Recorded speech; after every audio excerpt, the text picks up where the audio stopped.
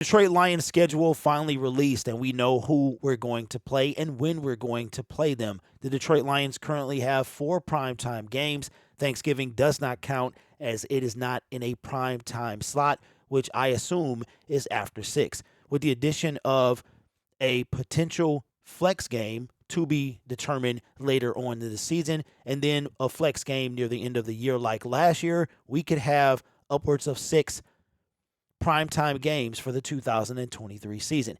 We start off against the Kansas City Chiefs. And there's been quite a bit of kind of backlash from not only Chiefs fans, but other sports analysts as well as to why the NFL put the Detroit Lions to face the Super Bowl champions. As I said in yesterday's video, the Lions are going to book in the 2022 season and the 2023 season, finishing the last game of the year, game 272, with game 1 of 2023. And while we know as Lions fans why our team was placed in that position, we can find greater clarity as to why the NFL decided to do it. Now, I've been talking about the NFL narrative and how the Detroit Lions are starting to have been put in the upper echelon of the narrative. And it all began with the trading of our former quarterback, Matthew Stafford. But coming from the Dan Patrick's show, here is, his name is Oni Bose. This is the vice president of broadcasting. And he was one of the guys to chime in. And he's going to talk about why the NFL chose the Detroit Lions to go up against the Kansas City Chiefs. Let's check out what he had to say. Have a team that didn't make the playoffs last year? It's a great question, Dan, and that's one of the ones that we probably had some more of our more passionate discussions about. A couple things to factor in there. One, when you start with the Kansas City Chiefs and Patrick Mahomes, any Super Bowl champion is going to be attractive, but when you've got them in there, you know that game's going to have a high amount of attention. It's going to get a lot of viewership. He is, kind of our gold standard at this point of the individual player that people are going to tune in to watch. They have great home opponents this year. We could have gone out with a Super Bowl rematch. We could have played Cincinnati, the championship rematch. We could have played Buffalo. Any one of those games would have gotten blockbuster numbers. We considered all of them. They've got great divisional matchups. The AFC West always matters. The Chargers play great primetime games against the Chiefs. So we left ourselves open-minded. There's a lot of years where we might say, this is the one game that we're going to play on kickoff. This year, we kind of said there's a lot of games we let consider. And as we went through the process, the Lions were one of those teams we left in there. And we really like that narrative around that team. They write, as you well know, kind of what the culture that they're building there, the way they finished that season, 8 wins out of their last 9 or 10 games.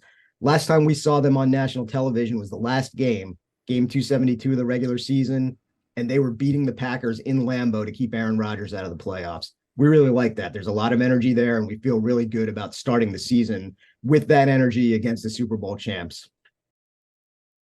And that, ladies and gentlemen, is why the Detroit Lions were chosen to face the Super Bowl champion Kansas City Chiefs. We basically earned the right to do that. Going into game 272, the NFL knew that we were the hottest team out of the NFC and possibly the NFL. And to be able, if you heard what he said 2 things that I really paid attention to. The first thing he said was he liked the narrative that this team is pushing. And I told you before, narrative is a strong determining factor in the NFL, and our time has come. In addition to that, he also talked about playing the Green Bay Packers game 272 with basically nothing to play for and everything to play for the Green Bay Packers, a simply win and get in scenario. And we were able to come out under the lights in Lambeau, a place we historically don't win, in the cold, and beat Aaron Rodgers. And in addition to that, made that his last game as a Green Bay Packer after a historic career in Lambeau. So the Detroit Lions have earned their way not only onto the primetime stadium, but to open the NFL season in 2023. And I think it's time that the NFL and the people outside of Detroit are taking notice of our team. We're not going to come under the radar anymore. Trust me, we have everyone's attention heading into 2023. So let me know your thoughts in the comments below. How do you feel about, quite frankly, the NFL saying that we're changing the narrative of our team and addressing that entire thing, putting us against the Super Bowl champion Kansas City Chiefs? And if you get a chance, check out Dan Campbell's interview on Good Morning Football. He's had something to say as well about how the NFL, and he's going to piggyback off what this gentleman said, that the NFL, if you're going to put a team against the Super Bowl champions game one, you have to understand or believe that they're not going to get their butts whooped.